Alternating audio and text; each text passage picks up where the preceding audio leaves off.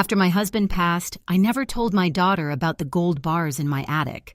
Margaret Lane, widow and mother for 42 years, kept her smile polite over Sunday tea. Claire, the daughter whose college I once paid for in full, chatted about downsizing my home as if it were already hers. By morning, the attic would be locked, insured, and appraised under my own name. No shared access, no surprises. I'd been both wife and mother. Now I was the guardian of my own fortune. And when the estate papers were read, Claire finally learned what I'd kept above the rafters. I'm curious. Where in the world are you joining us from? Drop your city or country in the comments and make sure you're subscribed for all the latest updates. I never thought I'd be the one to find it, but there it was, hidden under the floorboards, gleaming, waiting to change everything. The attic was warmer than Caroline expected, the air heavy with the smell of old wood and insulation. She'd come looking for the Thanksgiving decorations, boxes she knew were shoved somewhere in the back. The floor groaned softly as she ducked under a low beam. A cobweb caught in her hair, making her wince. Her hand brushed past brittle Christmas garland and stacks of yellowed magazines before touching something harder. A wooden crate. Narrow, long, the surface dulled with dust. It didn't belong. Caroline crouched, tracing the edges. A small brass latch sat at the front, tarnished but unbroken. She hesitated, then flipped it open. Inside, wrapped in coarse burlap, was a smaller, heavier bundle.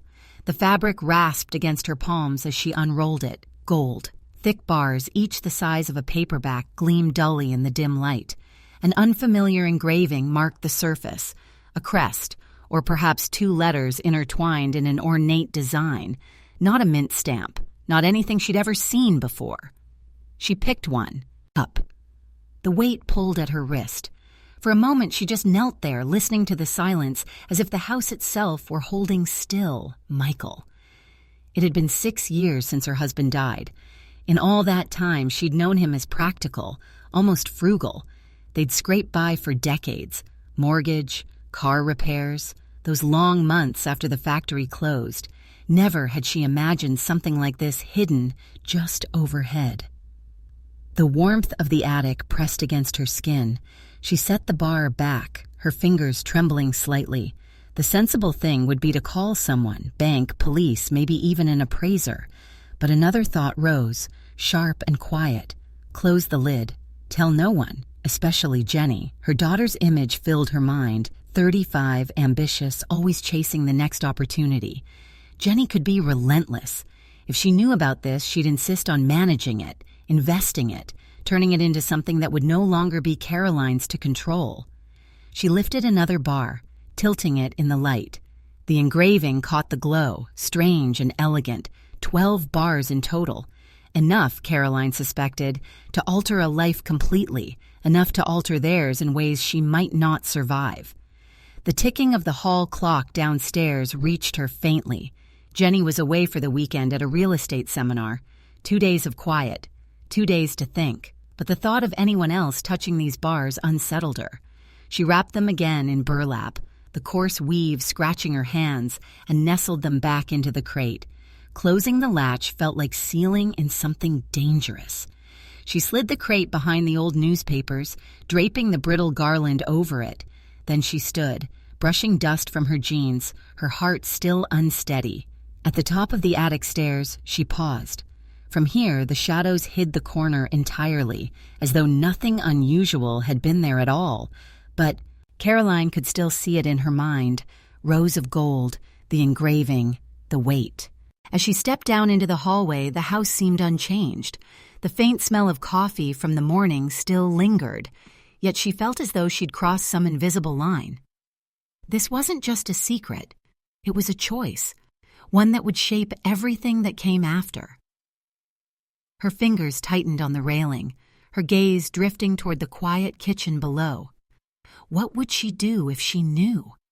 Caroline closed the attic door gently, the image of the gold burning in her mind, its silent weight already tugging at the calm life she thought she'd built. The weight of those gold bars felt like a secret I couldn't carry alone. The gold hadn't moved from the attic, but in Caroline's mind, it had followed her into every room. She could feel it when she poured her morning coffee, when she folded towels, when she stood at the kitchen sink. It was as if the house now had a second heartbeat, hers, and the one pulsing from above the ceiling. By Sunday afternoon, the familiar crunch of tires on gravel told her Jenny was home. Caroline smoothed her sweater and opened the door before her daughter could knock.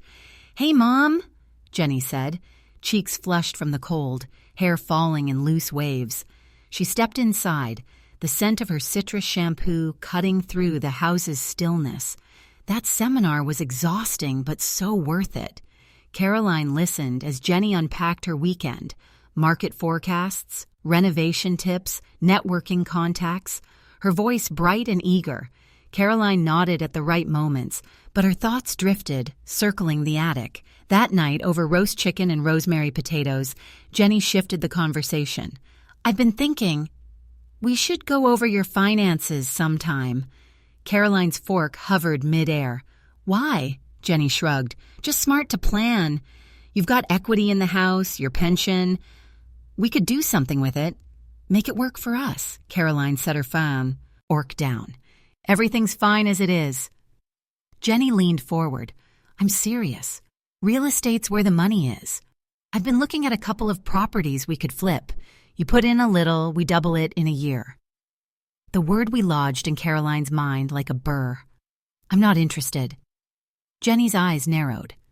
Not in anger, but in calculation. "Not interested, or not telling me something?" Caroline kept her tone even. "Just not interested." Jenny let it drop, but the air between them cooled. Later, when the house was quiet, Caroline stood in the kitchen steeping tea. She stared at the dark swirl in the mug, thinking of the bars, their strange engraving, their impossible weight. She had told herself the silence was protection. But protection for whom? The next morning, Caroline almost said something. Jenny was leaning against the counter, scrolling on her phone, rattling off another idea about a fixer-upper on Maple Street. Her enthusiasm was sharp, quick. It was easy to imagine her seeing the gold not as history or legacy, but as fuel. Caroline pictured it, the attic open, Jenny's hands on the crate, her mind already turning over interest rates and renovation budgets. The thought made Caroline's pulse climb. She washed her hands at the sink, the water running hotter than necessary. "Sounds like a lot of work," she said. "It could be our work," Jenny replied, smiling. Caroline returned the smile, but it felt like a mask. When Jenny left to meet a friend, Caroline stayed at the window until the sound of the car faded. Then her gaze slid down the hallway toward the attic door. The silence up there was deceptive.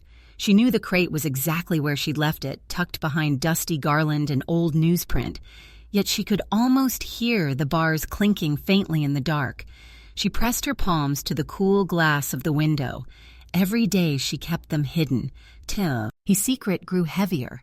It wasn't just gold anymore. It was a decision, a line she had chosen to hold. She told herself again, safer if no one knows. But another voice rose quietly in her mind, one she couldn't ignore. "How long before it consumes you?" Caroline closed her eyes, exhaling slowly. The weight in the attic wasn't going anywhere, and neither was the truth. She turned from the window, her eyes drawn once more to the attic door. How much of this secret can I carry before it eats me alive? Just when I thought I could forget about it, something unexpected made me reconsider everything. For a few weeks, Caroline convinced herself the gold had faded into the background of her life. It stayed upstairs, untouched, hidden beneath brittle garland and old papers. She moved through her days almost normally, running errands, tending the garden, having tea with Ruth, but the comfort was fragile. Jenny had begun circling her in conversation, probing in small ways that didn't feel small at all. One afternoon, while they were sorting laundry in the living room, Jenny asked, "Have you updated your will recently?" Caroline's hands froze on a folded towel. "It's fine," she said quickly. Jenny tilted her head. "I just think transparency's important, for everyone's sake." The word transparency made Caroline's jaw tighten. "There's nothing to worry about." Jenny's tone stayed pleasant, but her eyes lingered. "We could look things over together sometime." Caroline nodded vaguely, hoping the conversation would dissolve, but instead it planted itself like a weed. By the end of the week, Caroline noticed herself snapping at small things. Jenny leaving a cabinet open, her phone buzzing on the counter. The tension was building, and Caroline could feel the secret pressing against her composure. One rainy evening, they sat in the kitchen while the storm tapped at the windows. Jenny stirred sugar into her tea, then leaned forward. "You know, this house has good bones. If, it refinanced, we could update it, add a sunroom, maybe redo the kitchen." Caroline felt her spine stiffen. "It's fine the way it is." Jenny smiled faintly, as if indulging a stubborn child. "Just think about it. With the equity you have, the bank would say yes in a heartbeat." Caroline's pulse quickened. "I'm not interested in taking on debt." "You wouldn't have to," Jenny countered. "I could handle the paperwork. You just need to co-sign." The thought of opening her finances, of letting Jenny see even a fraction of the truth, made Caroline's stomach turn. "It's not the right time," she said. Jenny didn't back down. "When is the right time, Mom? You're sitting on potential here." Caroline's voice cooled. "Potential isn't everything." The silence that followed was thick enough to hear the rain hit the glass. Jenny finally pushed back from the table. "I just want us to make smart moves before it's too late." Caroline didn't answer. 2 days later, Jenny brought it up again, this time with numbers. "If you co-sign, we can get a low interest rate. It's simple. The loan covers renovations, we increase the value, sell in a few years. Win-win." Caroline looked at her daughter, the calculation clear in her eyes. She heard herself agreeing, but the word felt foreign. "Fine." The relief on Jenny's face was immediate. "You won't regret this." Caroline wasn't so sure. That night, after Jenny had gone to bed, Caroline wandered into the hallway and stared at the attic door. She pictured the crate, burlap-wrapped gold, the engraving catching the dim light. She thought of appraisers, bank vaults, the kind of money that could erase any need for loans. But then she saw Jenny's hands on the bars, her mind racing ahead, her ambition swallowing the secret hole. Caroline pressed her forehead to the cool wood of the attic door. Selling even one bar could cover the renovation. Without the bank, without paperwork that risked exposing everything. But taking one meant breaking the seal she'd held for weeks. And once broken, could she really stop? She returned to the kits. She sipped, the tea bitter. Caroline imagined pulling the crate into the light, selling the bars and ending the secrecy. But the vision twisted. Jenny's face, the questions, the loss of control. She set the mug down, heart pounding. If she touched the gold, she might lose far more than she gained. I couldn't say no to her again, but I wasn't about to risk losing everything. Jenny leaned on the kitchen counter, arms crossed. "Have you signed the loan papers yet?" Caroline set her mug down. "Not yet." "You said you would. The contractor's waiting. We need your signature by Friday." Caroline forced a smile. "I'll take care of it." She had agreed, but the decision lodged in her chest like a stone. Signing meant peeling back the privacy she'd guarded for years, privacy that kept the attic untouched. That afternoon, she hauled a tin box of financial papers from the closet. Dust clung to her fingers as she sifted through mortgage statements, tax records, faded bank slips. Near the bottom lay a bundle of envelopes tied with twine, Michael's handwriting. She carried them to the table, untied the knot, and began to read.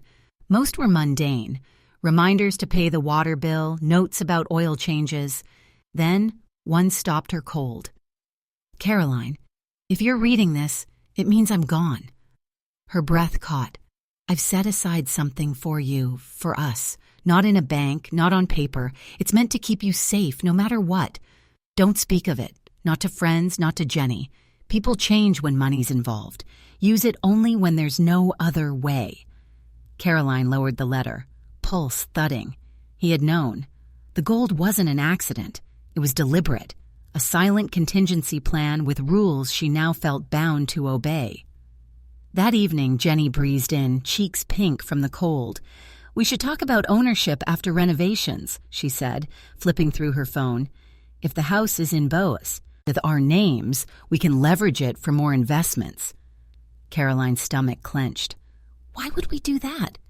Because we're building something together. If I'm on the title, I can negotiate bigger deals.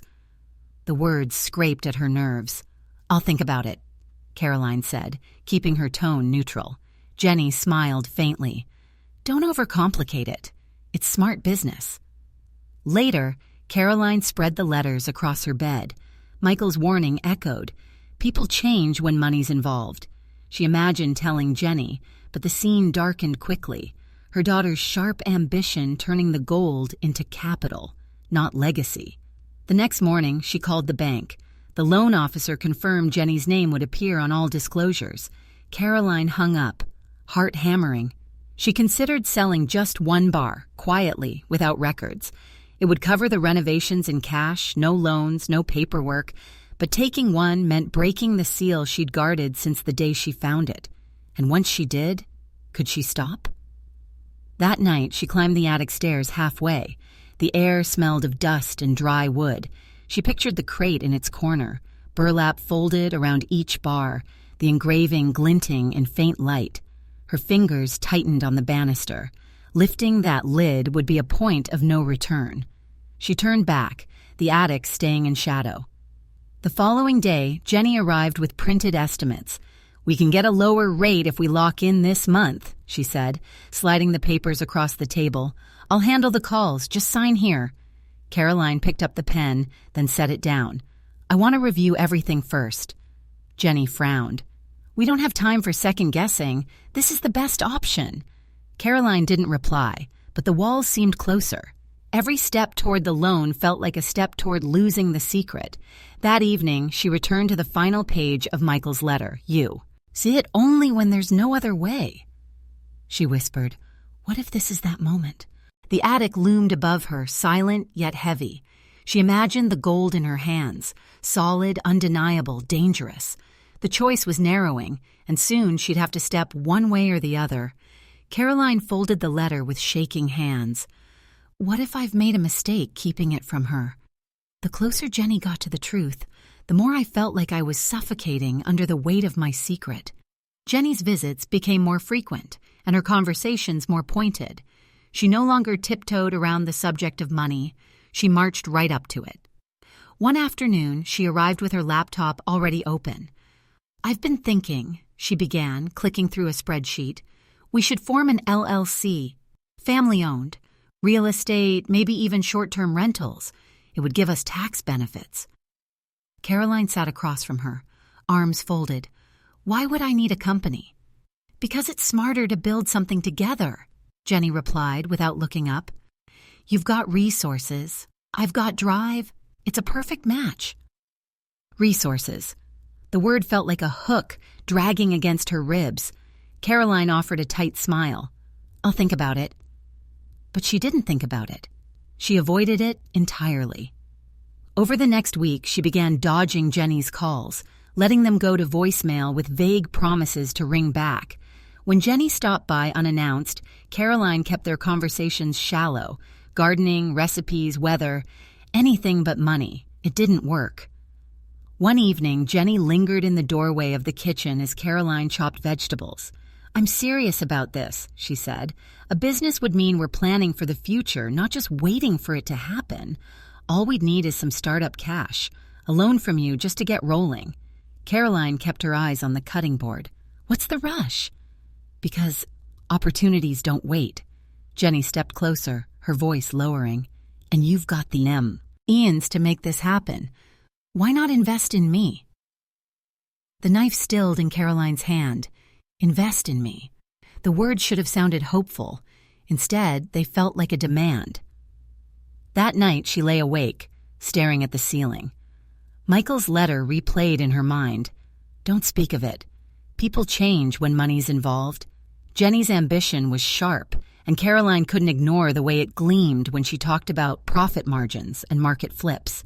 She began to imagine what Jenny would do if she found the gold. The vision was never gentle.